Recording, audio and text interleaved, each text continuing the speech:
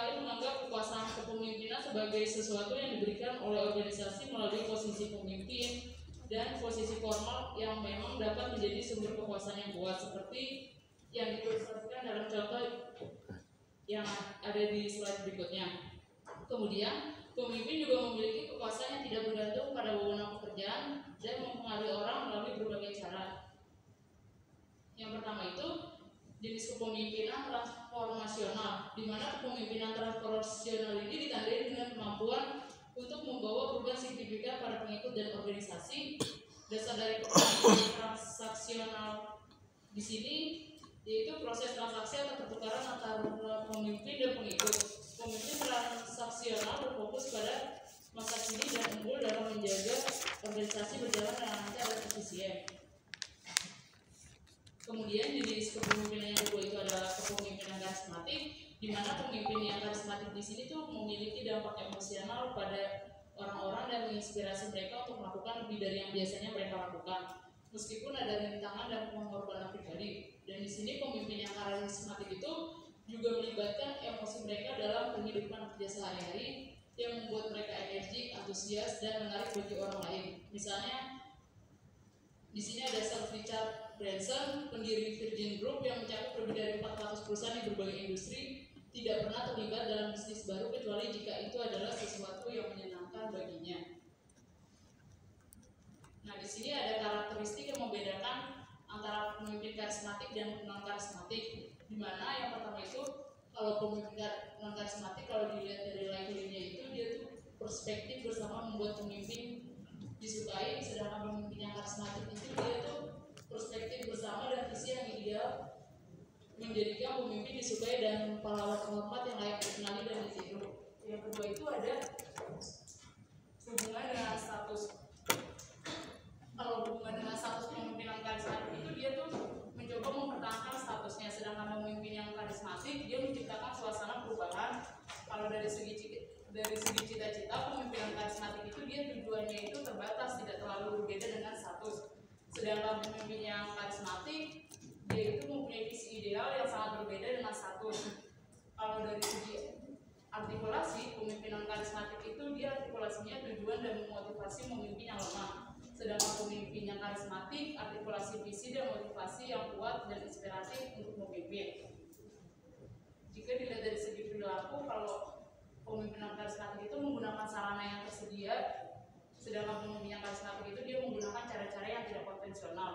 Dari segi pengaruh, pemimpinan karismatik itu mengutamakan otoritas posisi dan penghargaan, sedangkan pemimpin yang karismatik itu dia melampaui posisi kekuatan pribadi, kalian dan rasa hormat.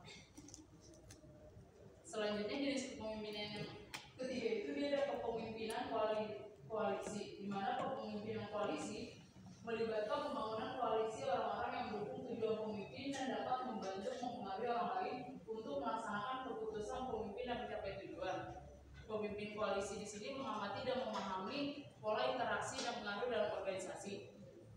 Para pemimpin juga terampil dalam mengembangkan koneksi dengan jaringan orang yang luas dan dapat menyesuaikan perilaku dan pendekatan mereka terhadap orang dan situasi yang beragam. Dan jenis kepemimpinan yang terakhir di sini ada kepemimpinan gaya Machiavellian, di mana istilah Machiavellian ini sering dikaitkan dengan perilaku yang tidak bermoral, bahkan jahat yang bertujuan untuk meningkatkan kekuasaan seseorang demi keuntungan pribadi. Namun pada kenyataannya, argumen penting Machiavelli itu adalah bahwa kesejahteraan negara harus didahulukan dan bahwa para pemimpin harus sering melakukan hal-hal yang keras, bahkan kerja dengan semangat tujuan yang membenarkan cara. Dengan kata lain, kekuasaan adalah alat yang digunakan untuk mengamankan keamanan dan stabilitas organisasi. Meskipun saat ini penekanannya pada keramahan dan kolaborasi, banyak pemimpin organisasi, akademisi, dan politisi setuju dengan Machiavelli bahwa tidak mungkin memimpin dengan tangan yang benar-benar bersih di dunia yang tidak sempurna. Selanjutnya ada menggunakan kekuatan keras versus kekuatan lunak, di mana kekuatan keras di sini itu kekuatan yang sebagian besar berasal dari posisi otoritas seseorang, yang dimana ini adalah jenis kekuatan yang memungkinkan seseorang supervisor mempengaruhi bawahan langsung dengan menggunakan penghargaan dan hukuman, memungkinkan seorang manajer mengeluarkan perintah dan mengharapkan perintah tersebut membiarkan CEO yang mendominasi memaksakan keputusan mereka sendiri tanpa memperhatikan apa yang dipikirkan orang lain. Ini itu merupakan pendekatan terhadap kekuatan yang biasanya diambil oleh para pemimpin bergaya Machiavellian.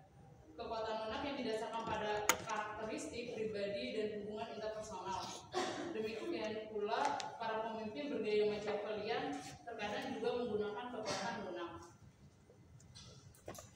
Di sini ada 5 jenis kekuasaan pemimpin, ada kekuatan keras dan kekuatan lunak. Yang dimana yang masuk ke dalam kekuatan keras itu dia ada sah, hadiah, dan paksaan, sedangkan kekuatan lunak itu dia terbagi menjadi 2, ada pakar sama represi, dimana sah itu dia tuh berdasarkan pemimpin yang memegang jabatan atau gelar resmi. Kalau hadiah itu dia berdasarkan pada kemampuan pemimpin untuk memberikan atau menahan imbalan. Paksaan berdasarkan kemampuan pemimpin untuk menghukum atau merekomendasikan hukuman.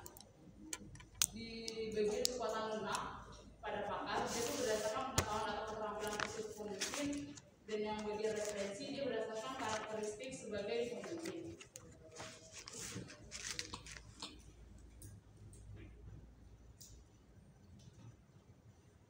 Oke ya, lanjut. Selanjutnya ada using hard versus soft power. Hard power meliputi kekuasaan dasar, pengadilan, dan kekuasaan ditentukan oleh kebijakan dan prosedur organisasi. Ada 3 kekuasaan. Pertama itu kekuasaan yang sah adalah wewenang yang diberikan dari posisi bawah dalam suatu organisasi. Contohnya, setelah seorang dipilih sebagai supervisor, sebagian besar karyawan menerima bahwa mereka berkewajiban untuk mengikuti arahan orang tersebut sehubungan dengan aktivitas kerja. Kedua, ada kekuasaan penghargaan. Kekuasaan yang berasal dari kewenangan untuk memberikan penghargaan kepada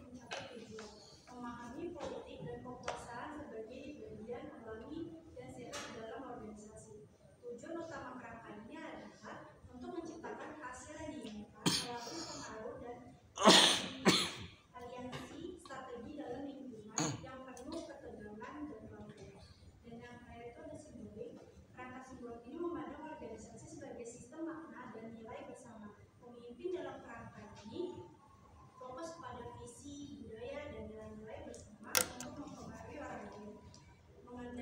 Mengandalkan inspirasi, impian, dan emosi pengikutnya untuk memotivasi dan menggerakkan organisasi. Melihat organisasi sebagai center di mana mereka peduli dengan semangat dan makna, bukan hanya menggunakan kekuasaan formal atau politik. Tujuan utama kerangka ini adalah untuk membangkitkan semangat, memberikan makna, dan menciptakan keterlibatan emosional dalam yang mendalam antara anggota organisasi. Ya, stop dulu. Saya review dulu.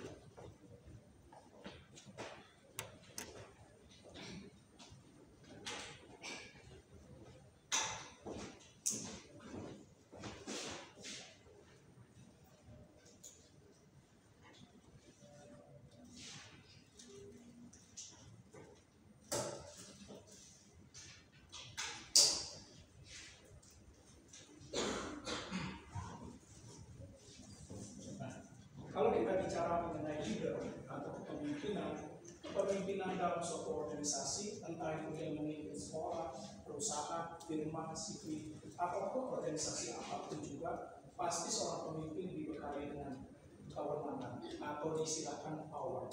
Kewenangan ini dapat diistilahkan sebagai kekuasaan, kewenangan, atau otoritas yang dimiliki oleh pemimpin.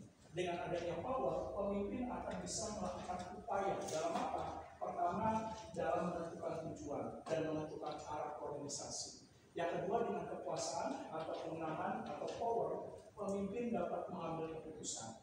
Yang ketiga, dengan adanya kekuasaan atau kewenangan atau istilahkan power, pemimpin dapat mengevaluasi organisasi. Yang keempat, dengan adanya power, pemimpin dapat merencanakan organisasi.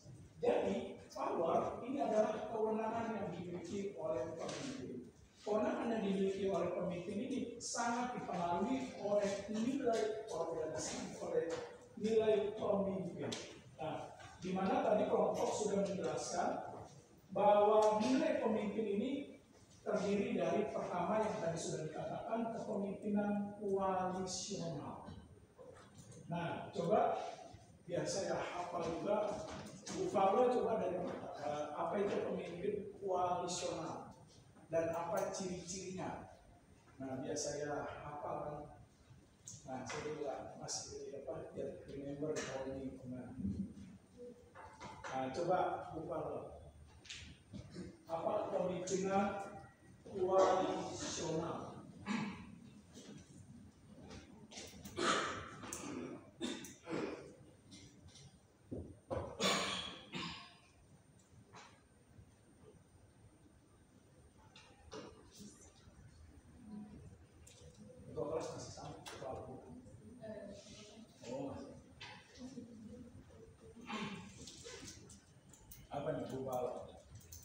Kepemimpinan koalisional, di mana tadi saya sudah katakan bahwa kekuasaan seorang pemimpin dipengaruhi oleh nilai kepemimpinan. Nilai kepemimpinan tadi sudah dikatakan kelompok bisa diuraikan menjadi beberapa nilai kepemimpinan. Salah satunya adalah koalisional. Nah, yang saya tanyakan, seperti apa sih ciri karakteristik pemimpin koalisional dan apa itu pemimpin koalisional atau dari kata koalisi? Ya, silakan Bu Fawla. Saya masih setia untuk menunggu. Nah, menurut Bu Fawla apa pemimpin koalisional?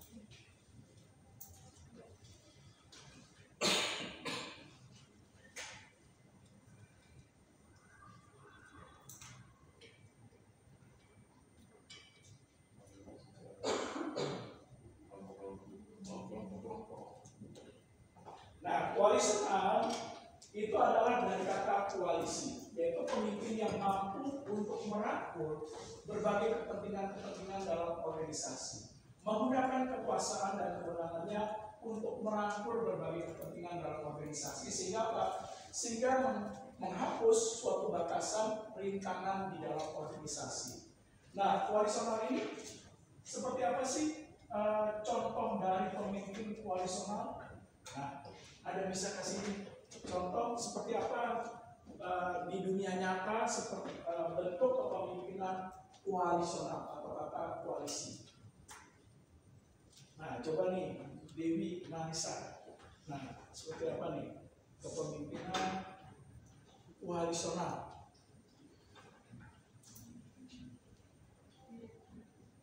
Oke, pemimpin koalisional itu seperti misalnya contoh yang pernah menjadi Presiden Republik Indonesia, yaitu Abdul Rahman yang sering disebut sebagai Gus Dur, Abdul Rahman Wahid. Nah, di mana kepemimpinan beliau adalah kepemimpinan koalisional. Nah, kenapa dikatakan koalisional? Pada tahun 1999, di mana Indonesia mulai merubah sistem pemilunya, yang tadinya 3 partai di zaman pemerintahan Soeharto menjadi setelah era reformasi menjadi pada saat itu banyak partai atau multi partai. Nah, pada saat itulah seharusnya kan yang menang pemilu kan PDI Perjuangan, Partai Demokrasi Indonesia Perjuangan. Nah, seharusnya presiden pada saat itu Megawati Soekarno Putri. Nah, tapi pada saat itu anggota DPR dan MPR tidak menyetujui. Nah, akhirnya pada saat itulah diadakan koalisional, yaitu apa? Melakukan ulang terhadap pemanggilan suara. Nah, pada saat itulah hampir 80% suara dari anggota DPR dimenangkan oleh Abdul Rahman Wahid. Nah, pada saat itulah Gus Dur menjadi Presiden Republik Indonesia. Nah, inilah kepemimpinan yang bersifat koalisional.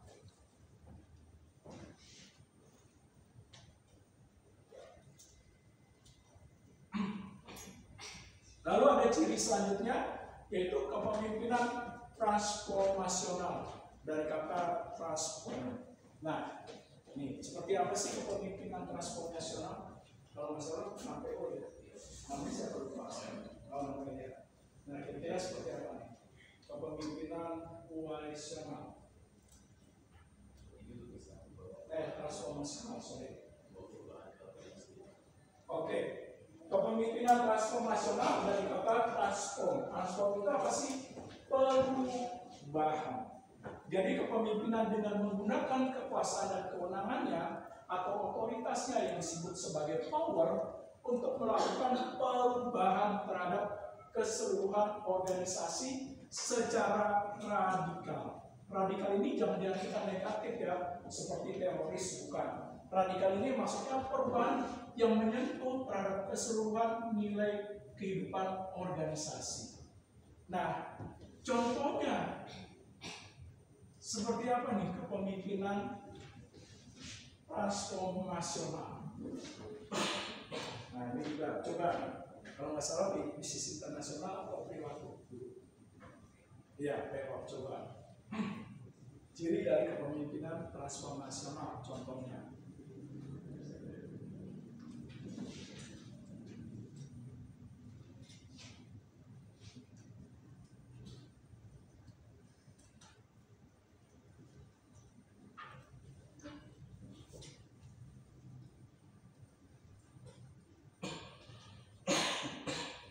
Ya, ketemu.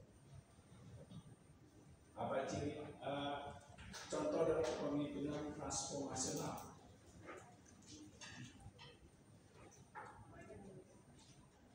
Ya, kenapa begitu? Transformasional seperti apa?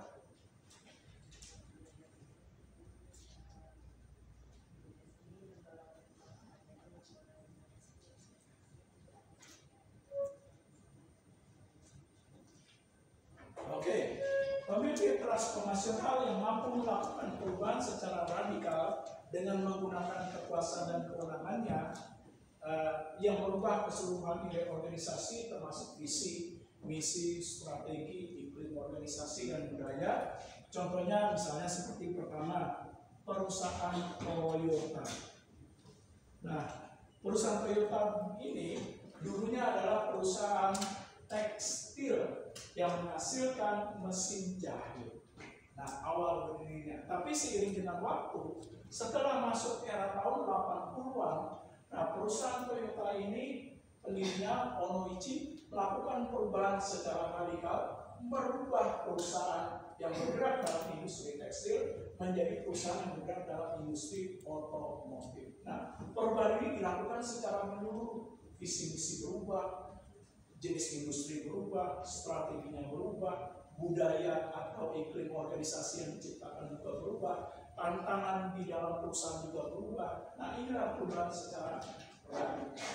Nah, yang kedua, jangan lupa perusahaan Nokia.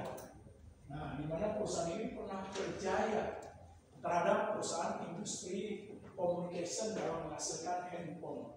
Di mana kita tahu Nokia itu hampir menguasai seluruh akses pasar yang ada di dunia pada saat itu, baik di Asia, Eropa, dan Amerika. Nah, Nokia ini perusahaan Finlandia dulunya bukan perusahaan handphone, tapi perusahaan pabrik kertas atau yang menghasilkan plug. Nah, tapi seiring dengan waktu, di era tahun 90, perusahaan ini melakukan perubahan secara menyeluruh atau radikal. Nah, baik terhadap visi misi, tujuan, strategi, jenis industri, maupun budaya, iklim organisasi, dan tantangan yang dihadapi. Nah, selain itu, contohnya seperti saya ambil negara Jepang. Nah, negara Jepang juga dipimpin oleh Kaisar Meiji mengalami perubahan secara total. Yang tadinya sebelum di era tahun 40-an, Jepang itu adalah negara yang berlandaskan pada agraris pertanian.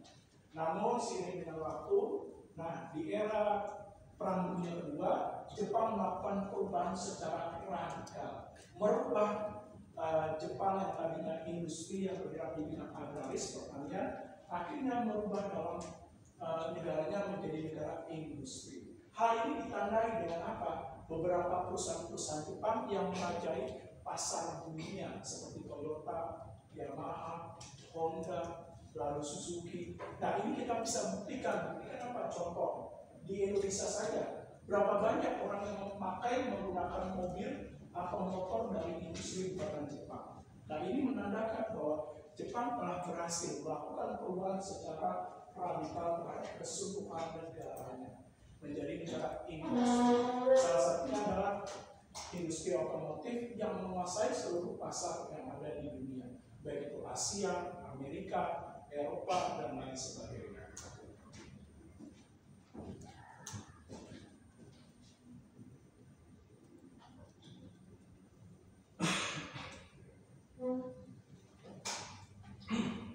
Selanjutnya, transaksional. Ada yang mengasih pendapat seperti apa sih pemimpin atau leader yang menggunakan power untuk melakukan transaksional. Apa itu pemimpin transaksional? Seperti apa contohnya? Nah, ini namanya siapa?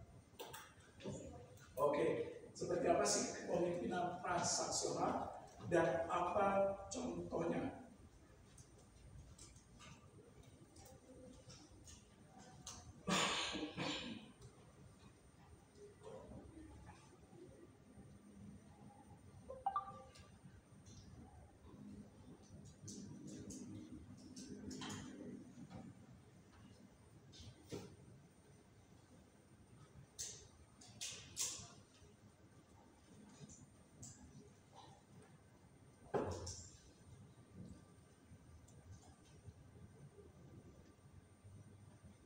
Nah, ada ya, pemimpinan transaksional dari kata transaksi, transaction. Apa itu? Maaf ya kalau suara saya agak bintang tadi ya. Sedikit.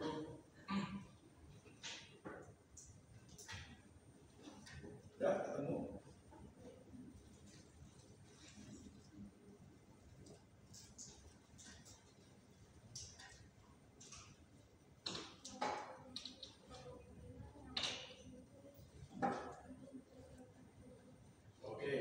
Nah, transaksional, pemimpin yang mampu menggunakan nilai kekuasaan, kewenangan otoritas yang disebut sebagai power untuk melakukan melakukan perubahan terhadap keseluruhan nilai pengikutnya. Agar apa? Pengikutnya lebih bernilai, memiliki pengetahuan, keterampilan, dan keahlian lebih.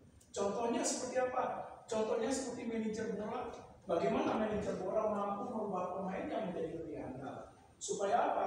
Supaya nanti pemainnya memiliki nilai jual. Kalau ada klub yang lain membutuhkan, harganya sangat tinggi. Contoh seperti Ronaldo. Nah, membutuhkan pemain bisa dijual ratusan juta dolar. Nah, ini contohnya kepemimpinan transaksional.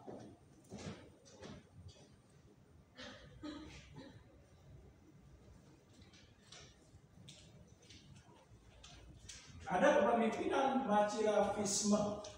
Nah, seperti apa nih kepemimpinan Machiavellisme?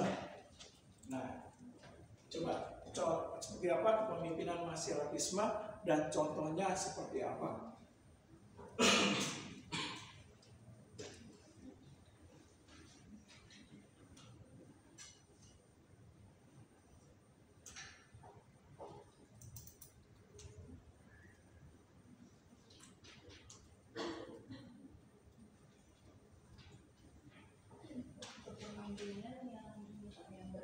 yang berlandaskan dengan kekuasaan seorang demi keuntungan pribadi. Oke, seorang pemimpin yang menggunakan kekuasaan dan kewenangannya, nah,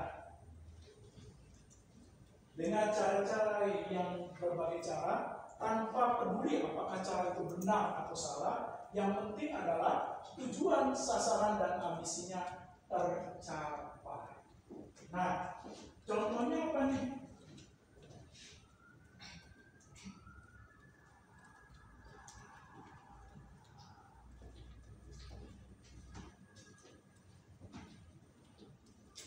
Contohnya,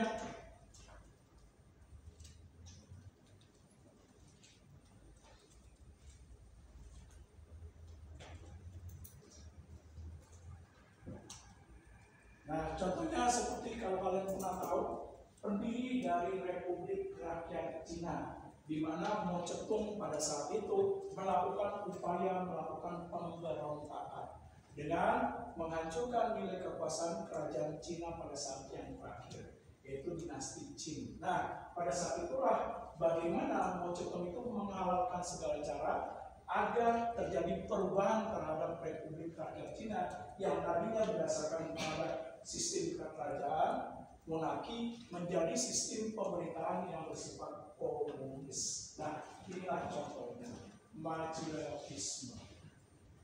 Nah, begitu juga pemimpin Rusia. Ada yang tahu pemimpin Rusia pertama yang menjadi presiden Rusia atau Republik Uni Soviet? Ada yang tahu? Ya? Oh, dia mau ikut enggak? Nah, masih ingat pemimpin presiden Rusia pertama yang mendirikan Republik Uni Soviet?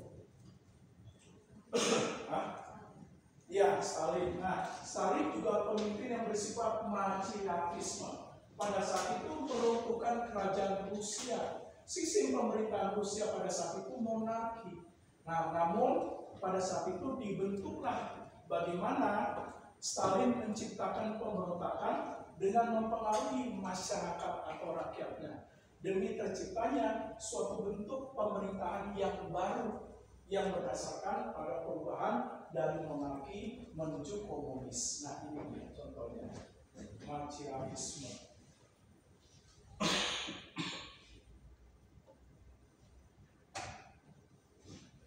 Nah, selanjutnya ada nilai jenis kepemimpinan yang bersifat karismatik.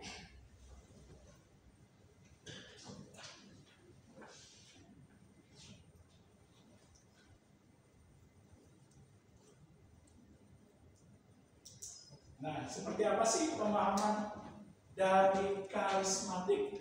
Dan contohnya bisa kasih argumentasinya seperti apa kepemimpinan karismatik dan contohnya. Seperti apa? Dari kata karisma.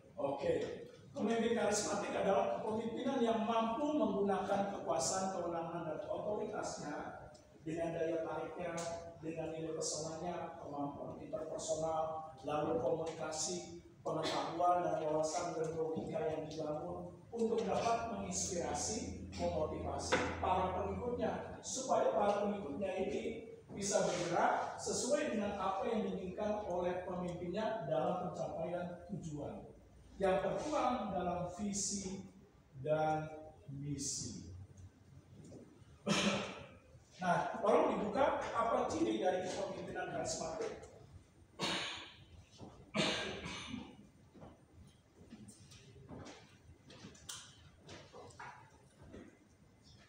Nah, sebelum saya bahas ini, contohnya seperti apa nih? Contoh pemimpin karismatik.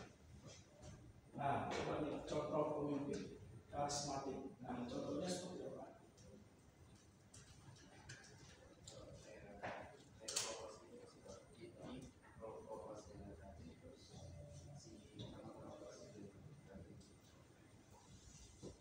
Oke. Nah, contohnya salah satunya adalah Bill Gates dan Steve Jobs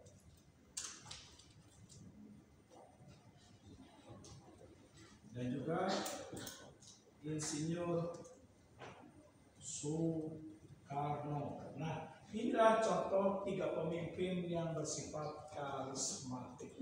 Apa buktinya? Nah, buktinya dia berorientasi kepada jangka panjang, pencapaian visi dan misi dalam organisasi. Seperti contohnya Bill Gates, di mana Bill Gates mendirikan perusahaan Microsoft dibangun dari ambisi visinya, yaitu apa? Dia menginginkan bahwa perusahaan Microsoft di seluruh dunia satu visi, satu program software Windows. Nah, inilah ambisi daripada Bill Gates, di mana Bill Gates berupaya bagaimana di seluruh dunia bahwa produk laptop dan PC bagaimana disukai oleh seluruh masyarakat yang ada di dunia. Nah, baik itu di Asia, Eropa, dan Amerika. Nah, pertanyaannya, apakah perspektif terhadap visi ideal yang dibangun untuk pencapaian masa depan, nah, bisa mempengaruhi? Bisa. Sekarang apa buktinya? Kita lihat saja di Indonesia.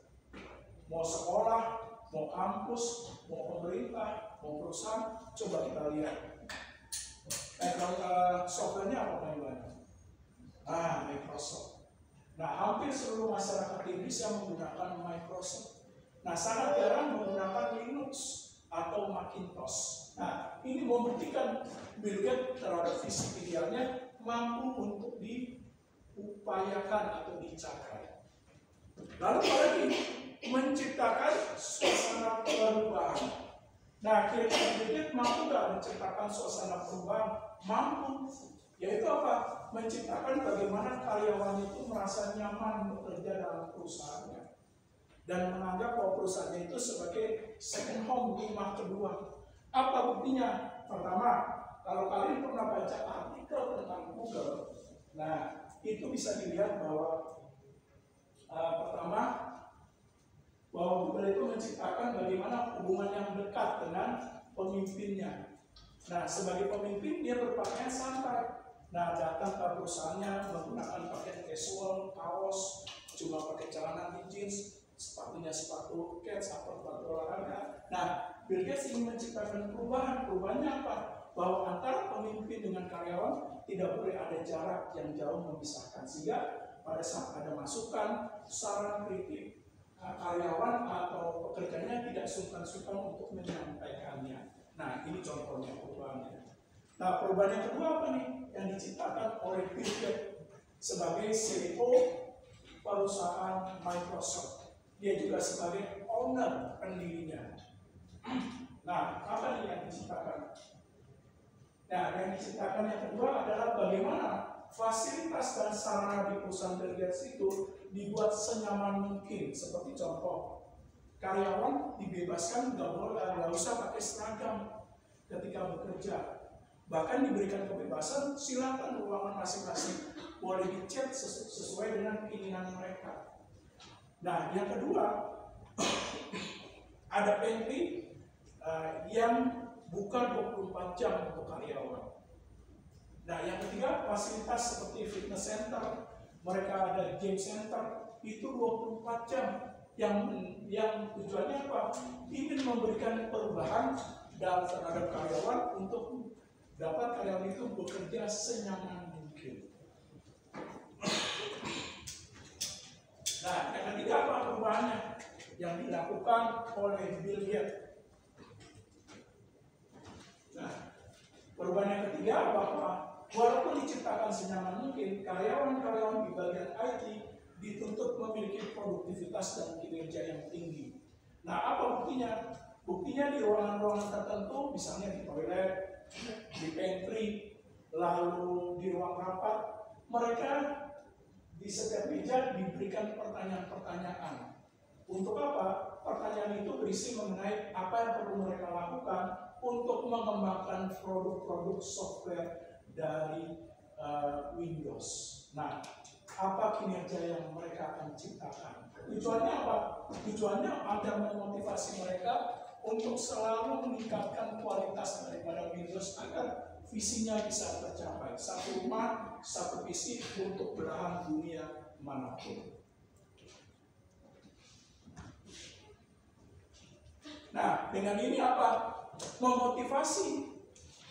Nah, memotivasi yang kuat seperti apa tadi? Dengan membuat lingkungan senyaman mungkin, mereka juga dimotivasi dengan apa?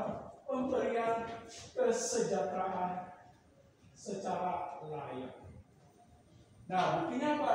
Di Amerika, perusahaan Microsoft memberikan kesejahteraan gaji paling tinggi di Amerika dibandingkan perusahaan-perusahaan yang lain yang bergerak di bidang IT. Nah, inilah cara Bill Gates untuk dapat memotivasi para pekerjanya. Lalu apalagi? Tidak menggunakan cara-cara yang bersifat konvensional. Nah, seperti apa contohnya? Seperti pendiri perusahaan Facebook, ada yang tahu? Nah, ini juga karismatik yang dinamakan Mark Zuckerberg. Nah, Mark Zuckerberg ini melakukan upaya dalam merealisasikan visi dengan cara tidak konvensional. Yaitu apa? Dengan cara yang tidak konvensional. Nah, di ruang kerjanya, bagaimana meja kursi didesain sedemikian rupa mereka bisa ditarik sehingga kalau bosan mereka bisa pindah. Nah, ke berbagai ruangan. Nah, ini dia. Nah, yang kedua apa? Mereka pemimpinnya memimpin suatu rapat tidak dengan cara konvensional. Seperti contohnya, pemimpin harus memakai jas, kemeja, dasi supaya terlihat berwibawa. Tapi Mark Zuckerberg tidak. Mark Zuckerberg menggunakan pendekatan-pendekatan seperti generasi kalian, generasi Z. Dengan cara apa? Memimpin rapat keadaan santai, bisa pakai celana pendek, bisa pakai celana jeans, pakai kaos. Nah, ini bisa memulai rapat. Kalau tidak bisa datang, mereka bisa memulai rapat dengan cara Zoom. Nah, ini contohnya.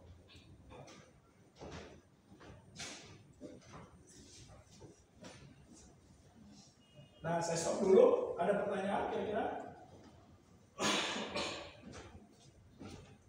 Kalau tidak ada, saya lanjutkan.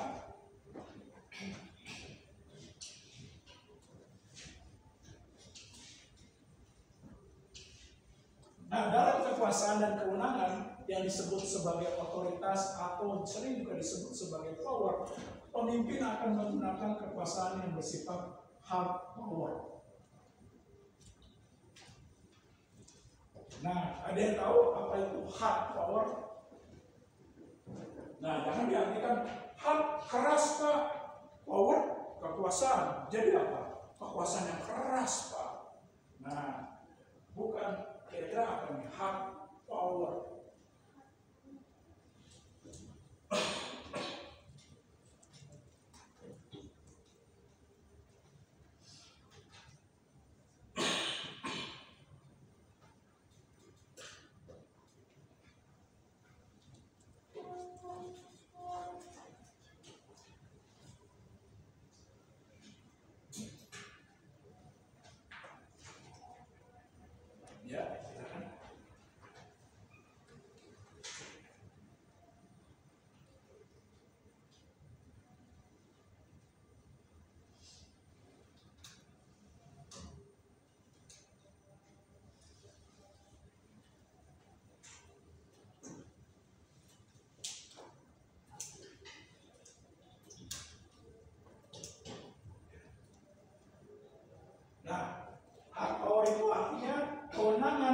kekuasaan atau power atau otoritas yang dimiliki oleh pemimpin yang dimiliki secara sah sebagai upaya dan bentuk nilai kepemimpinan yang meliputinya. Nah, nilai kekuasaan hard power bersifat legitimate.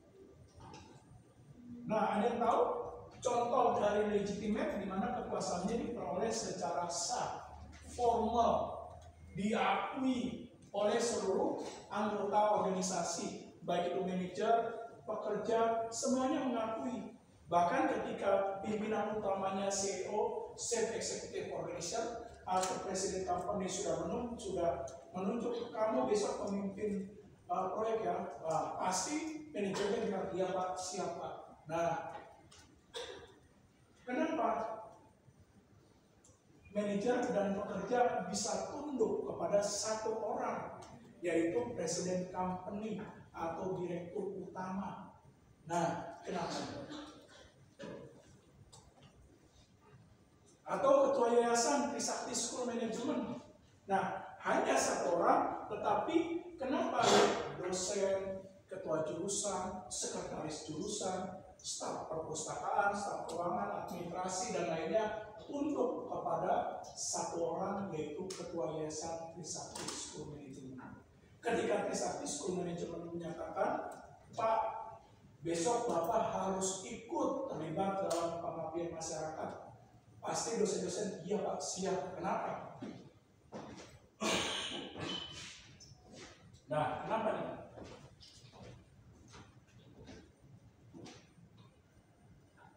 Atau presiden deh, sebagai pemimpin tertinggi di negara, ketika presiden menyatakan besok menteri saya akan ganti, saya akan adakan reshuffle besar-besaran, dimulai dari Kementerian Sosial, Kementerian Industri, misalnya, lalu Kementerian Perekonomian. Nah, pertanyaannya, kenapa satu orang presiden, para menterinya tunduk? Nah, bahkan di bawah sekalipun, kayak lurah, wali kota, nah pasti tunduk dengan instruksi dari presiden. Nah, kenapa? Karena kekuasaannya mengikat, bersifat formal. Apa buktinya? Buktinya pertama, entah itu presiden, entah itu direktur utama, entah itu ketua yayasan, pasti kekuasaannya itu bersifat sah. Yang dibuktikan apa? Ada kekuatan hukumnya, yaitu apa? Surat pengangkatan. Yang kedua apa? Ada proses bagaimana terpilihnya, bisa dibuktikan. Nah, contohnya apa? Kalau presiden ada pembuktiannya, dia sah memiliki kewenangan yang dipercaya dari hasil pemilu demokrasi. Nah, kalau di perusahaan ada pembuktiannya ketika diangkat sebagai direktur utama, ada pembuktian secara sah yang bisa dibuktikan dari dokumennya. Bagaimana proses seleksinya, penilaiannya, dan lain sebagainya. Bagaimana pemilihan kandidatnya. Nah, lalu apalagi? Ada seremoni yang bisa dibuktikan. Kalau presiden, nah ada seremoninya, yaitu apa? Di gedung MPR DPR. Disaksikan seluruh anggota DPR MPR. Adanya sumpah jabatan presiden dan wakil presiden. Lalu apalagi? Penandatanganan secara resmi bahwa presiden tersebut berhak memimpin selama 5 tahun. Nah, begitu juga dalam perusahaan. Ada seremoni secara sah, yaitu apa? Dihadiri para manajer, karyawan, adanya penggantian kekuasaan dari direktur lama dengan direktur barunya, dengan dokumentasi yang ditandatangani. Lalu setelah itu ada upacara pengangkatan kalau dalam perusahaan. Setelah itu biasanya ramah tamah, makan-makan. Nah, bufalo bisa nambah sampai 3 kali atau 4 kali. Nah, ini contohnya. Nah, sehingga kekuasaan yang sah ini, seorang pemimpin bisa menggunakan kekuasaannya, yaitu apa? Bersifat reward power. Reward power itu apa? Memberikan penghargaan. Seperti contoh, presiden bisa memberikan penghargaan kepada menterinya yang bekerja secara rajin. Lalu apalagi presiden juga berhak memberikan penghargaan kepada rakyatnya. Siapa rakyat yang peduli terhadap kebersihan, diberikanlah adipura. Nah, siapa yang rakyat dari Indonesia yang peduli terhadap lingkungan hidup, pelestarian lingkungan hidup, diberikan rakyatnya penghargaan Kalpataru. Nah, begitu juga dalam perusahaan, karyawan yang rajin, giat, tekun, produktif, maka pemimpin bisa memberikan penghargaan kenaikan gaji, bonus, insentif, promosi jabatan atau peningkatan karir, dan lain sebagainya. Nah, tetapi pemimpin juga bisa memberikan dalam bentuk punishment. Seperti apa punishment? Bekerja tidak rajin, tidak tekun, tidak produktif, tidak mau diarahkan oleh pemimpin, maka kalau dalam konteks kenegaraan diberhentikan atau di-reshuffle istilahnya. Kalau dalam perusahaan istilahnya dipecat. Nah, atau didemosi. Tahu demosi? Nah, kalau bekerja sebagai pegawai negeri atau sebagai TNI, Tentara Nasional Indonesia, bekerja tidak mau mengikuti arah dari komandannya, nah jenderalnya yang sudah bintang 4 atau perwira tingginya, maka siap-siap di demosi. Demosi kan dia tahu, yaitu penurunan nilai jabatan. Nah, atau dipindahkan ke tempat bekerja yang tidak nyaman. Kalau di TNI yang benar-benar dipindahkan ke tempat Indonesia yang banyak konflik, kayak di Papua. Nah, ini dia. Yang polisi, tentara yang bandel, yang tidak mau mengikuti arahan dari panglimanya, maka siap-siaplah untuk dilakukan punishment. Nah, selain itu, hard power bersifat coercion. Nah, ada yang tahu coercion? Coercion, misalnya kalian di sini ada yang melamar sebagai pegawai negeri PNS, tiba-tiba diterima. Padahal pada saat pengisian pendaftaran ditulis di sana bahwa penempatannya di Bekasi, misalnya dekat dengan rumah. Tapi ketika Kementerian Dalam Negeri mengatakan jangan Bekasi, pindahkan ke Kalimantan. Nah, mau tidak mau kalian tidak bisa protes, ya Kalimantan lebih pasti. Ya, pilihannya dua, silakan. Anda mau terima menjadi PNS dipindah di Kalimantan, tugas bekerjanya, atau kalau Anda menolak, berarti batal. Nah, ini kan coercion, memaksa. Nah, di mana kekuasaannya itu akan mengikat, memaksa. Suka tidak suka, harus dijalani. Nah, contohnya apa? Ketua yayasan ini ketika menciptakan peraturan seperti pada saat UTS terluas tidak boleh terlambat lebih dari 5 menit atau 15 menit. Nah, 15 menit kalian akan dipotong buat SKS. Kalian mau cemburu, mau marah, mau protes, suka tidak suka, pasti kalian harus patuh. Karena kenapa? Karena ketua yayasan memiliki kekuasaan yang memaksa dari kekuasaan yang bersifat formal, legitimate. Nah, lalu apa lagi? Kalian suka atau tidak suka, absen lebih dari 3 kali, tidak boleh mengikuti UTS, walaupun blunder, tata amat, disiplin amat. Nah, mau tidak mau, kalian harus mengikuti, patuh. Karena kenapa? Karena ketua yayasan Trisakti Student Management memiliki kekuasaan yang sah, bisa memberikan reward, punishment, atau hukuman. Nah, ini dia contohnya. Nah, lalu ada kekuasaan yang bersifat soft power. Nah, coba dibuka soft power.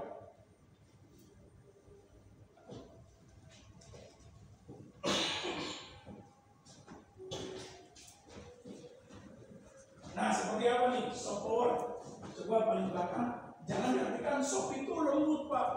Power itu kekuasaan yang lembut dong. Nah, jangan diartikan seperti itu. Kalau kekuasaan lembut, ntar mau mengerti setan, atau hantu. Nah, seperti apa nih kekuasaan soft?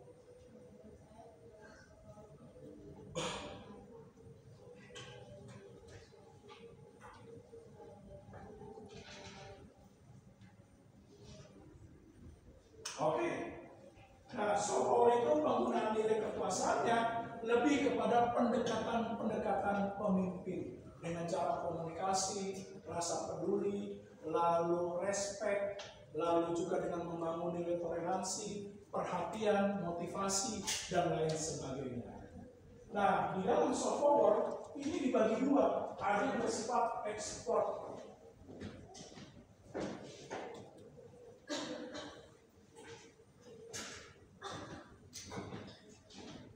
Ada yang tahu ekspor? Oke, mungkin. Nah, silakan coba ekspor. Daripada temennya coba ekspor power. Seperti apa dan contohnya.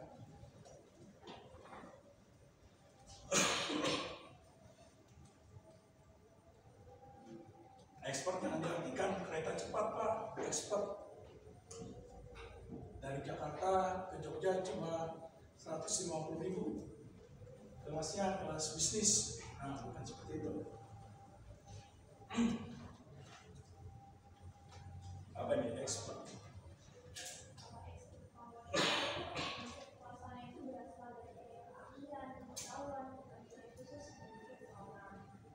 Oke, jadi expert power, kekuasaan dan kewenangan yang dimiliki pemimpin dari pengetahuan, wawasan, keterampilan yang dimilikinya.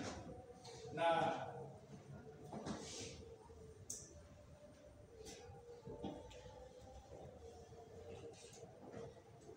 contohnya seperti apa? Contohnya sebagai pendiri bangsa kita, Insinyur Soekarno.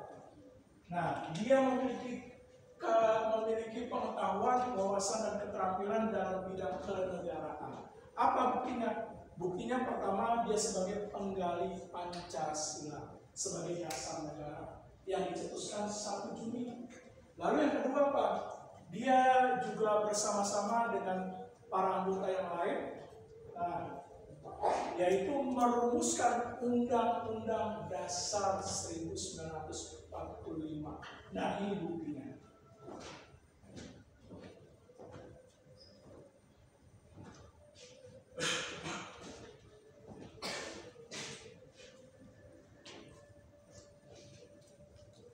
Nah, kalau referen, yaitu kekuasaan yang bersifat soft power yang diperoleh dari pemimpin yang mampu menciptakan hubungan yang baik dengan followernya atau para pekerja dan manajernya, seperti membangun rasa kepedulian, komunikasi interpersonal, saling menghormati, dan lain sebagainya. Nah, contohnya seperti apa nih yang bersifat soft power? Soft power.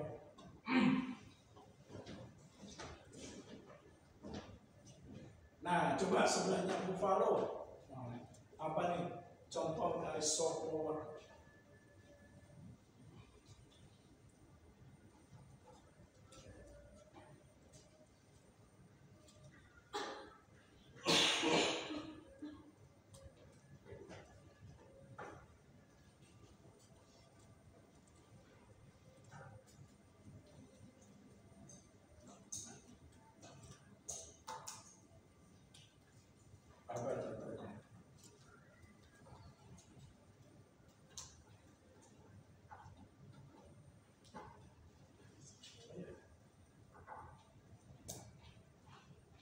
Contoh soft power.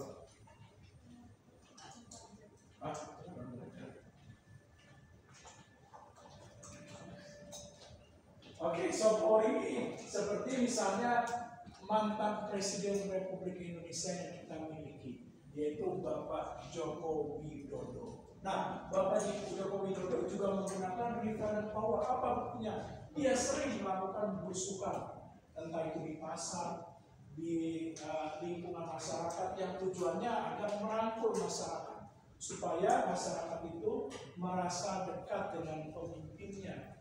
Nah, seperti Jokowi menanyakan apa kesulitannya, apa kesusahannya, bahkan dia pernah datang di berbagai provinsi, merangkul berbagai gubernur-gubernur di sana, pernah memberikan sumbangan di daerah Lampung untuk pembangunan jalan yang sudah rusak. Nah, ini menandakan kepemimpinan yang bersifat reformer.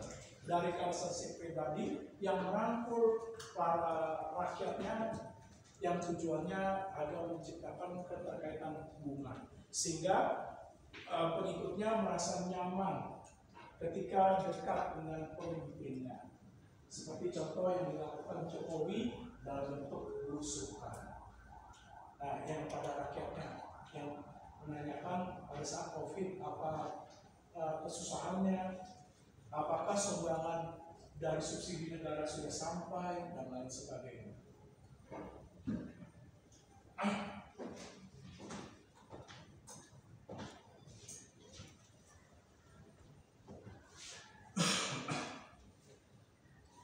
Nah, dari hard dan power, apa dampaknya ketika pemimpin menggunakan kekuasaan hard power dan soft power?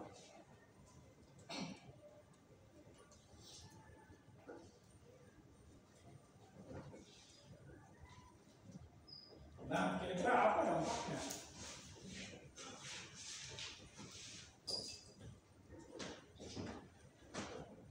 Nah, apa dampaknya penggunaan soft power dulu? Nah, coba nih. Nah, relawan Jokowi kota-kota. Nah, kira-kira apa kalau seorang pemimpin lebih banyak menggunakan kekuasaan yang bersifat soft power?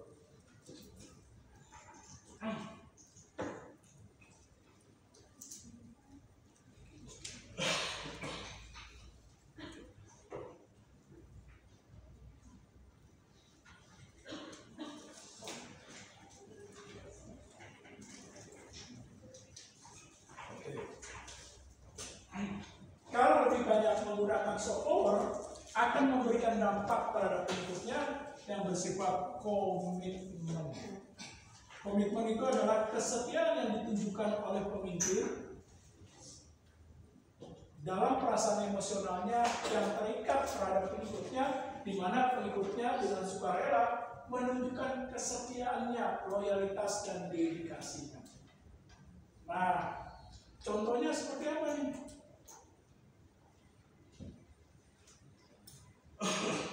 Contohnya seperti apa? Pemimpin yang mengedepankan soft power.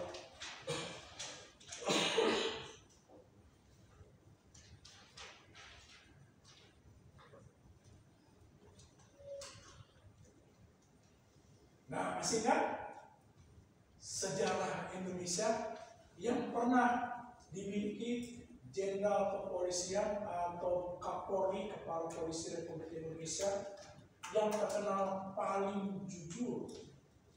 Nah, bahkan di akhir hidupnya dia hidup sangat sederhana, punya cuma satu sepeda, satu mobil, dan satu motor.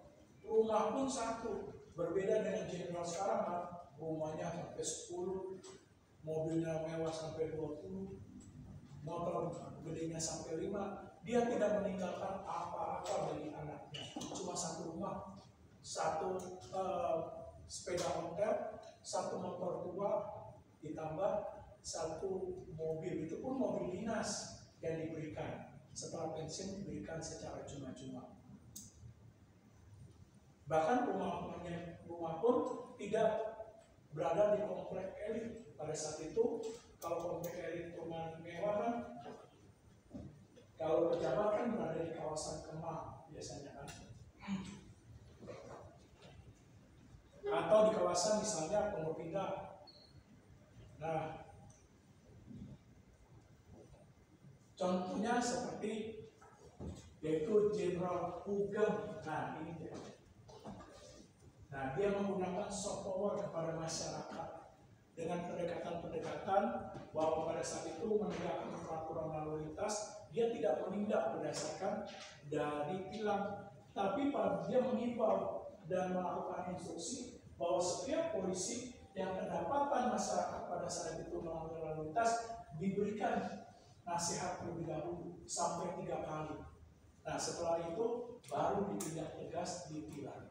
Nah, dari pendekatan soft power apa hasilnya? Ketika Ugam pada saat itu meninggal dunia, banyak masyarakat di Indonesia, khususnya masyarakat Jakarta, berbondong-bondong datang ke makam Tuhan pada saat itu. Nah ini dia, pemimpin yang bersifat soft power, di mana dicintai dan dikagumi. Nah bahkan sekarang namanya tercatat sebagai Jenderal Polisi Hukum yang terbersih. Nah ini dia, ada bukunya yang dijual di Gramedia.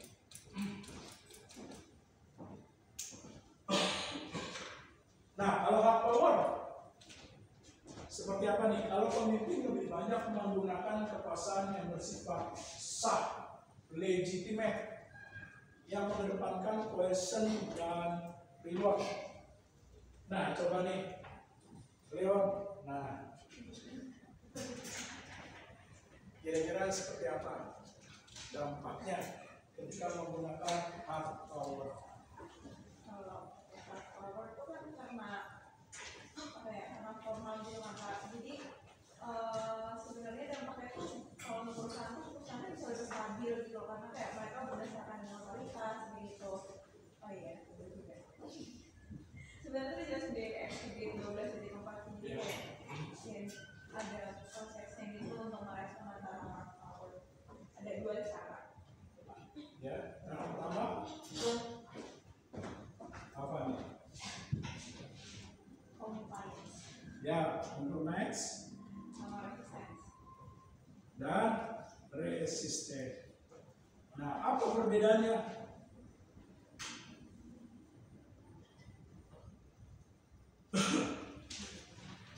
Kalau compliance itu berarti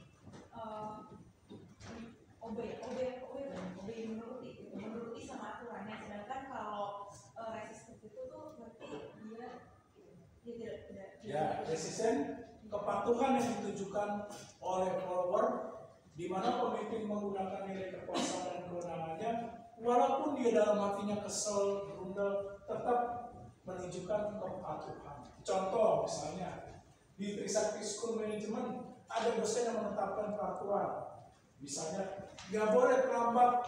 Kalau terlambat lebih dari 5 menit atau saya sudah masuk, mahasiswa yang lain harus nggak boleh terlambat.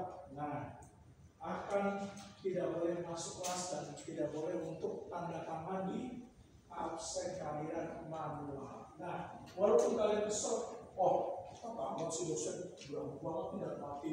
Nah, pasti kalian nggak berani cerita di depan, pasti di kantin siapa dosen. Nah, walaupun seperti itu pasti kalian tetap harus patuh, walaupun terpaksa. Nah, ini dia.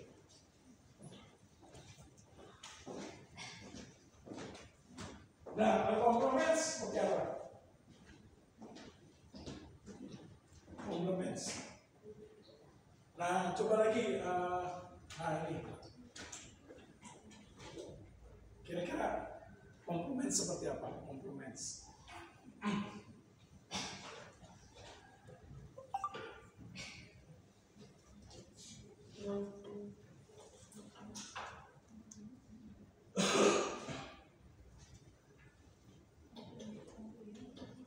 Ya, kompromis atau kompromis. Kalau bahasa Inggris kan C dibaca K. Kalau misalnya tulisan kodak CODK, nggak mungkin. Bahasa Indonesia kodak pasti dibaca kodak. Color COLO, nggak mungkin bahasa Indonesia dibaca sesuai bahasa Indonesia color. Nah pasti dibaca color. Oke, contohnya seperti apa? Kompromis.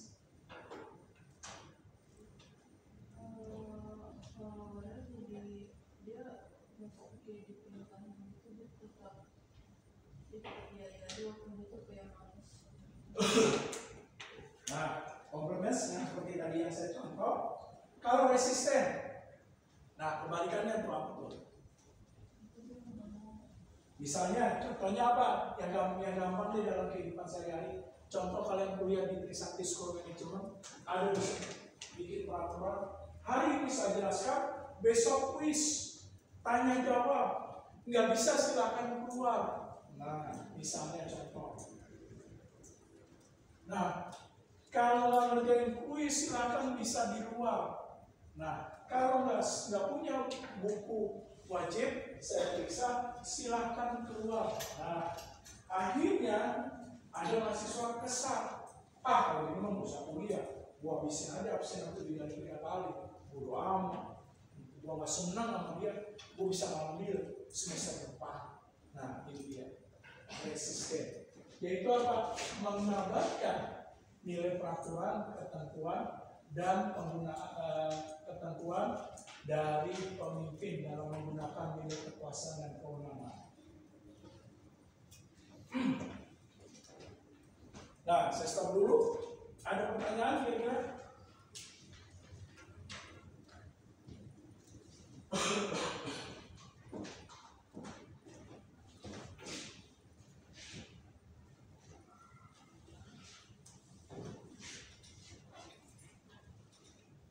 Nah, selanjutnya, kekuasaan dan kewenangan pemimpin ini harus digunakan secara tepat. Nah, untuk apa? Untuk politik. Nah, ada yang tahu politik? Politik jangan diartikan Pak, politik yang banyak partai yang saling berebut kekuasaan untuk nantinya bisa jadi presiden, gubernur, bupati, dan lain sebagainya. Bukan. Yaitu apa? Politik. Kemampuan yang dimiliki pemimpin dalam menggunakan kekuasaannya untuk apa? Ini dia, mengalokasikan sumber daya. Contoh, misalnya saya pemimpin Kepulauan Trisakti School Management, maka saya memiliki kekuasaan yang bersifat politik, seperti program setiap tahun. Untuk perpustakaan nambah buku, saya kasih sekian dananya, pengalokasian sumber daya.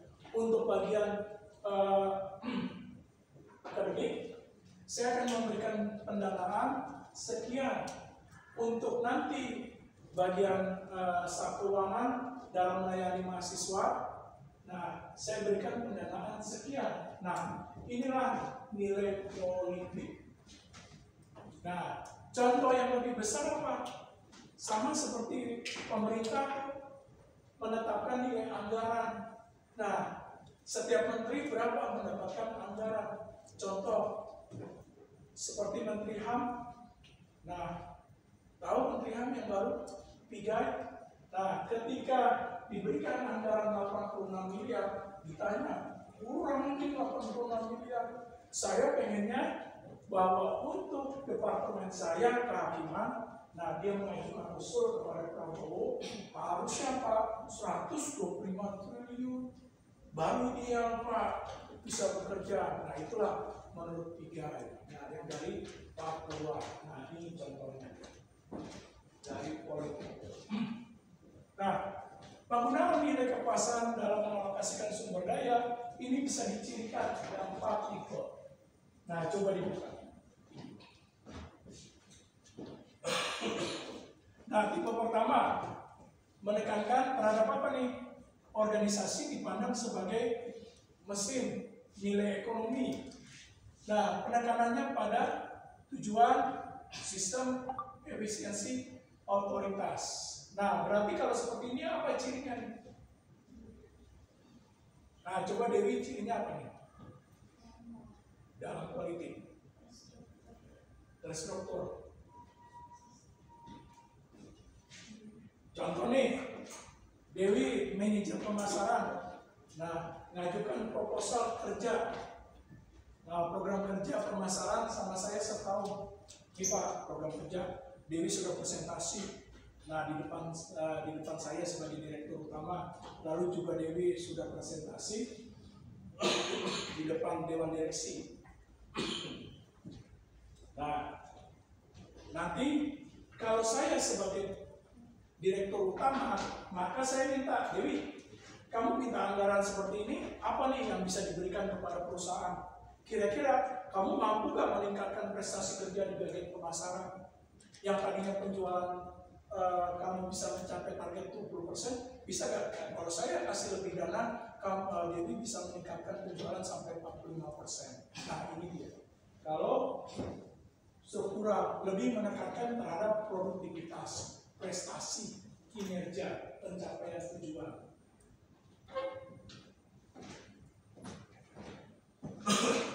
Lalu apa lagi? Nah, seperti misalnya saya direktur utama mengingatkan Dewi, kalau ada bagian penjualan kamu di unit penjualan kamu, departemen penjualan, banyak karyawan yang malas, harus pecat aja Dewi, nggak usah ragu. Nah, ini dia. Berdasarkan dari struktural, mementingkan pada prestasi, kerja nggak beres, nggak becus, lalu kinerjanya rendah, langsung pecat, ganti orang. Nah, ini lebih kepada penekanan terhadap struktural, yaitu efisiensi pencapaian kinerja. Nah, selanjutnya kalau human resource, contohnya memandang organisasi sebagai keluarga, suatu kelompok yang menyenangkan. Nah, penekanannya terhadap hubungan, pemberdayaan. Nah, contohnya seperti apa nih? Nah, coba nih dimulai dari nol lagi, Buffalo. Nah, apa nih contohnya? Ya.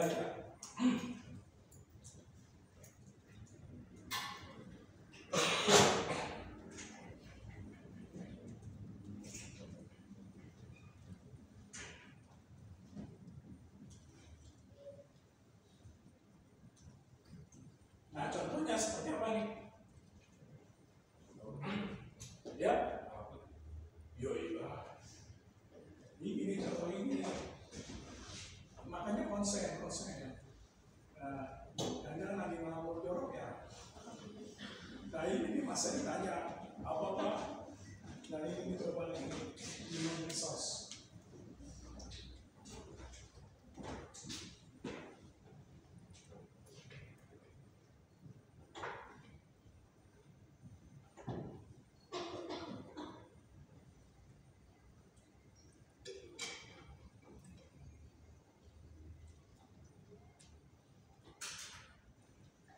Contohnya apa? Saya manajer HRD. Nah, saya melihat nih Buffalo tahun-tahun ini kinerjanya kenapa menurun? Sering ngomong, kerja nggak rajin, nggak giat, dalam seminggu 4 kali terlambat, udah 4 kali terlambat, kerja izin dulu, pulangnya minta lebih cepat, Pak, saya izin ya Pak. Pertama izin anaknya sunatan, izin kedua arisan, izin ketiga misalnya mobil saya rusak Pak, harus ke bengkel. Nah, kalau saya berdasarkan nilai human resource, saya pertimbangkan kenapa ya Buffalo kok bekerjanya dalam minggu ini kurang semangat atau dalam 1 tahun ini. Nah, maka saya sebagai manajer HRD akan menganalisis apakah perlu lagi diberikan pelatihan.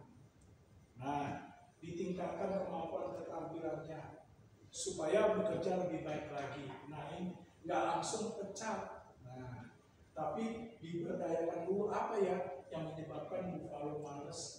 Apakah gajinya yang kurang, bonusnya, insentifnya, apakah dia sudah bosan bekerja 15 tahun sebagai administrasi.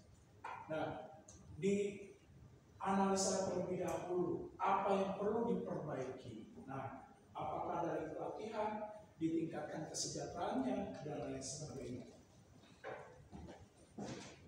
Nah, kalau politik, seperti apa nih politik? Di mana nilai kekuasaan yang dimiliki pemimpin untuk mengalokasikan sumber daya, melihat organisasi sebagai hutan, skema kekuatan. Nah, dalam hal ini menekankan terhadap alokasi sumber daya, negosiasi, membangun kekuatan. Nah, contohnya seperti apa nih? Nah, coba yang paling belakang. Nah, contohnya apa tuh?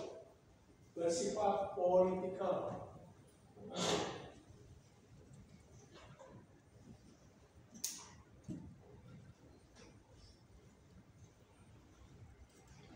Oh ya. Nah, ntar bisa ditanya, harus toilet ini segera harus cuci muka.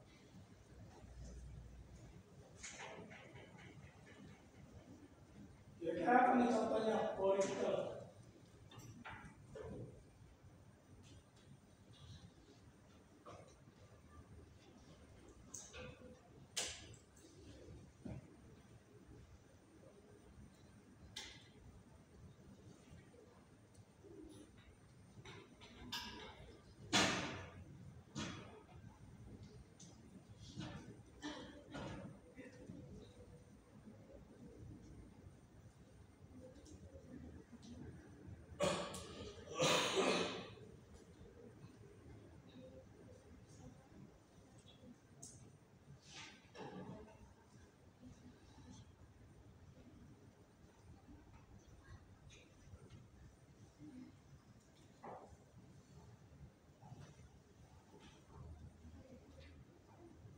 hutan itu apa?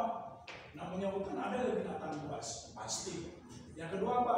Kalau kalian masuk hutan atau hobinya terhadap pecinta alam, pasti butuh pemandunya.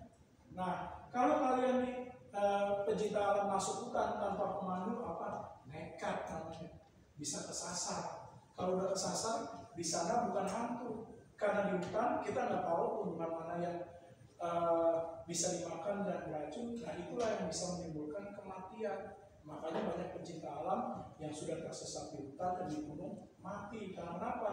Mereka nekat tanpa ada pemandu yang membawa, yang tahu lingkungan sekitarnya tuh. Nah, seharusnya ada pemandunya.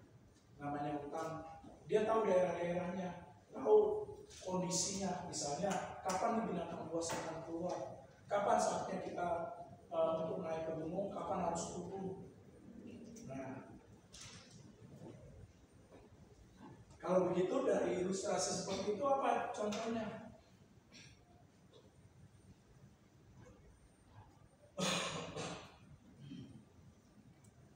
Nah, supaya dalam hutan perlu ada pemandu supaya apa nih?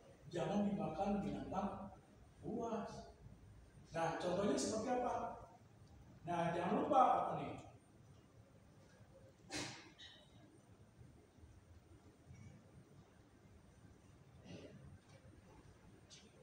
Udah ketemu?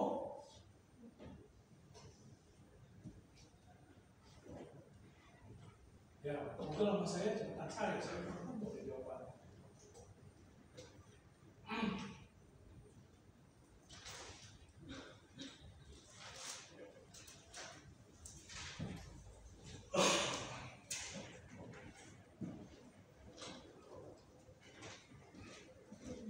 Oh ya.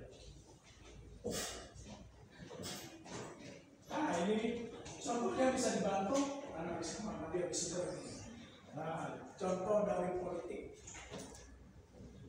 penggunaan kekuasaan yang bersifat politik.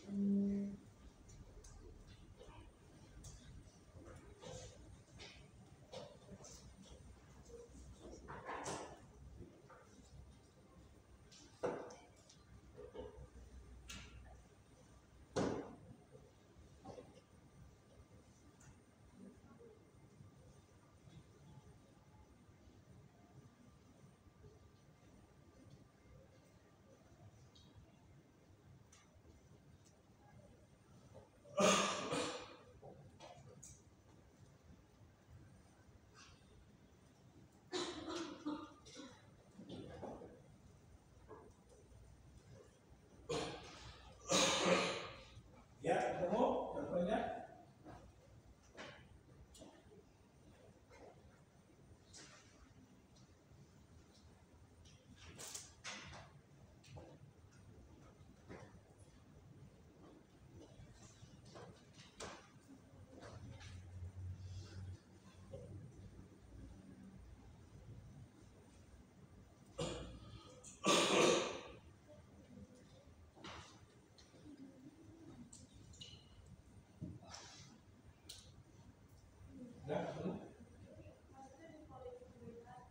Bukan politik pada umumnya.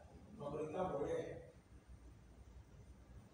bagaimana mengalokasikan sumber daya berdasarkan ini dia pemahaman organisasi dipandang sebagai hutan, skema kekuasaan, penanganannya terhadap pengalokasian sumber daya, negosiasi, membangun kekuatan koalisi.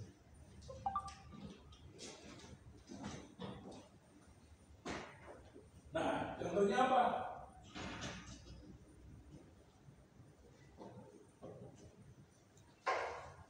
Jangan lupa, seperti pemerintahan kita yang baru selesai, Joko Widodo. Nah, Jokowi daripada masyarakat melihat dampak buruk, yaitu perlawanan sangat sengit, nah sehingga timbul kata-kata kampret dan kecebong. Nah, dilihat masyarakat juga tidak bagus, mereka saling bersaing satu sama lain dan saling menjelekkan. Akhirnya Jokowi mengambil inisiatif melakukan koalisi kekuasaan, koalisi membangun. Yaitu apa? Merangkul Prabowo untuk dijadikan Menteri Pertahanan. Ya udahlah daripada ribut, rangkul deh. Jadiin menteri pertahanan supaya jadi sahabat. Nah, kalau sudah jadi sahabat berarti apa? Dekat. Kalau berdekat apa? Pasti akan membantu berbagai kepentingan untuk Jokowi. Nah, ini dia. Nah, begitu juga Prabowo sama membangun koalisi kekuatan, yaitu apa? Nah, daripada nanti saya menjadi presiden bisa ribut terhadap kekuasaan yang saya miliki, mengganggu kinerja pemerintahan, ya sudahlah, saya bentuk Kementerian Merah Putih, merangkul semua kepentingan, sehingga terjadilah kementerian yang besar, 44 kementerian yang ada. Tujuannya apa nih? Membangun koalisi agar berbagai partai politik yang mendukungnya maupun yang tidak mendukung itu bisa dirangkul supaya membangun kekuatan dalam pemerintahan untuk kepentingan dari pemerintah. Nah ini.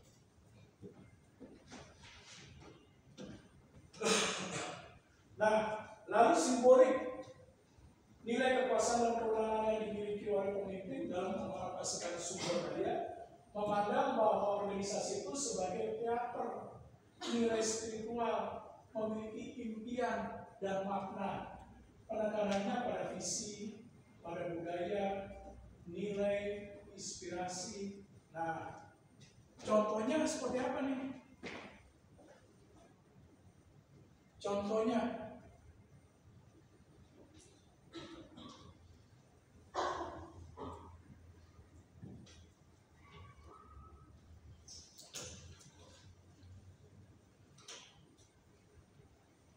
nah coba di belakang Dewi, contohnya kayak apa tuh? Simbolik.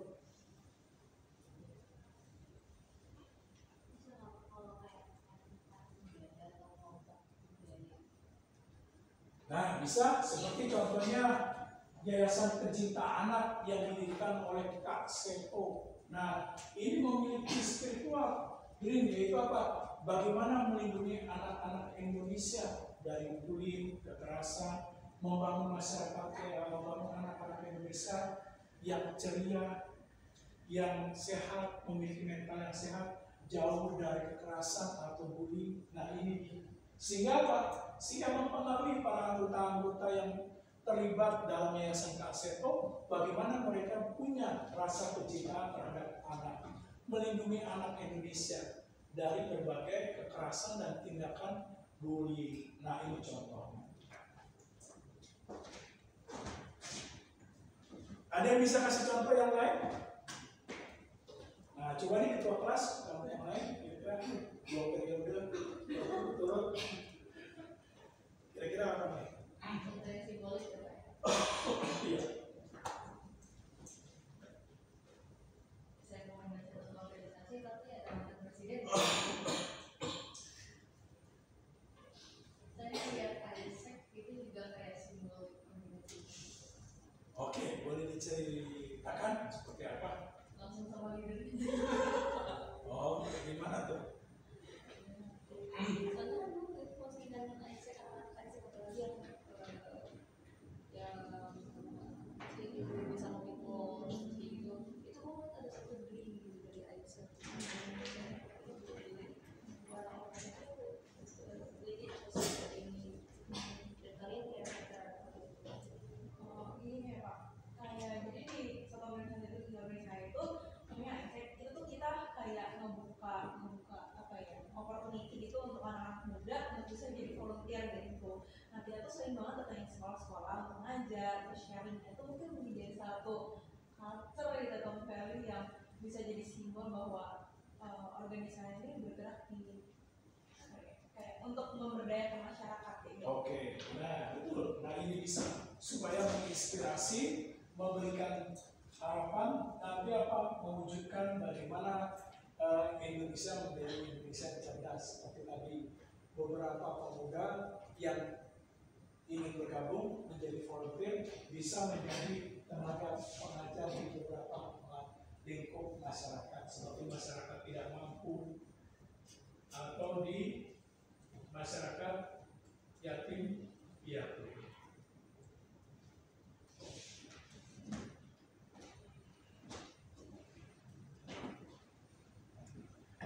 Nah, saya stop dulu. Ada pertanyaan kira-kira?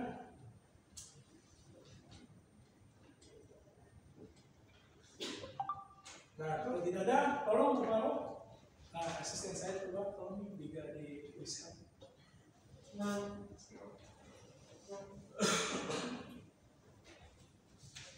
ini kembali.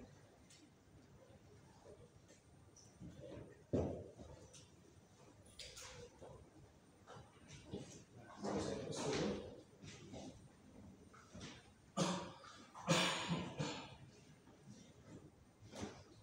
Ada yang belum absen?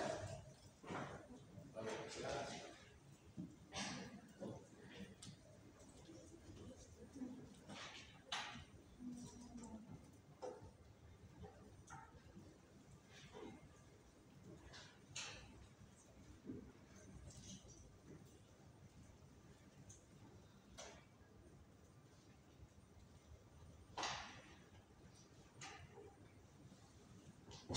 Nah, selanjutnya saya akan membahas kalau kekuasaan dan kewenangan itu yang dimiliki pemimpin dibagikan secara merata kepada seluruh organisasi. Bahkan saya ambil contoh ekstrim, bahkan OB, training service. Nah, itu kekuasaannya bisa setara dengan misalnya dengan ketua yayasan. Nah, apa jadinya?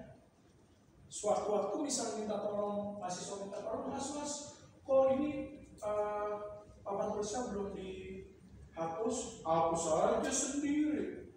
Nah, pasti akan bertindak semena-mena, atau dalam bahasa anak zaman sekarang songong. Nah, supaya pekerjaannya tidak songong, apa yang perlu dilakukan? Perlu adanya pembatasan terhadap kekuasaan dan kewenangan. Nah, berikanlah mereka kekuasaan dan kewenangan atau kontrol terhadap kekuasaan dan kewenangan sesuai dengan bidang pekerjaannya saja. Kayak contoh OB, training service, nggak mungkin strategi perusahaan diberitahu, tujuan sasaran diberitahu, langkah program kerja untuk pengembangan perusahaan diberitahu. Nah, tidak mungkin, karena kenapa? Nah, karena kekuasaannya diberikan terbatas supaya nantinya para pekerjanya terikat. Nah, contoh OB, contoh ekstrim, diberikan kekuasaan dan kewenangannya terbatas. Terbatasnya apa? Hanya kekuasaannya terhadap kebersihan saja. Misalnya contoh, datang, Pak, kantor kita udah rusak, ganti ya Pak? Oke, ACC. Lalu apa lagi? Pak, bagian OB, Pak, obat pel habis, boleh nggak Pak? Tahun bulan ini ditambah. Nah, ini bisa sesuai dengan kewenangan dan kekuasaan yang sifatnya terbatas. Nah, penggunaan nilai kekuasaan dan kewenangan yang harus dikontrol itu apa? Ingat, pertama prinsip kelangkaan, yaitu apa? Jangan seluruh nilai kekuasaan itu dibagikan secara merata. Ingat prinsip kelangkaan, kalau dibagikan secara merata apa? Takutnya ada tindakan sewenang-wenang. Contoh yang tadi saya ambil contoh ekstrim. Kalau OB kedudukan dan kekuasaannya disamakan dengan ketua jurusan, apa jadinya? Kalau saya minta tolong mas, buatin kopi dong, buatin kopi, bikin aja pas sendiri. Nah, akan timbul tindakan sewenang-wenang. Dia tidak mau menjalankan kekuasaannya. Sama bro, biarpun OB, status gua sama nih kayak ketua jurusan nih. Akibatnya adalah tindakan sewenang-wenang. Nah, lalu apa lagi? Importance, yaitu apa? Dalam hal nilai kekuasaan dan kewenangannya harus ingat prinsip kepentingan. Seperti contoh, kenapa OB tidak dibagikan kekuasaan dan kewenangannya ya masih secara merata? Nah, kenapa nih? Secara merata. Nah, coba kasih argumentasinya seperti apa? Nah, tolong perhatian sebelumnya kayak bocah kelas SD.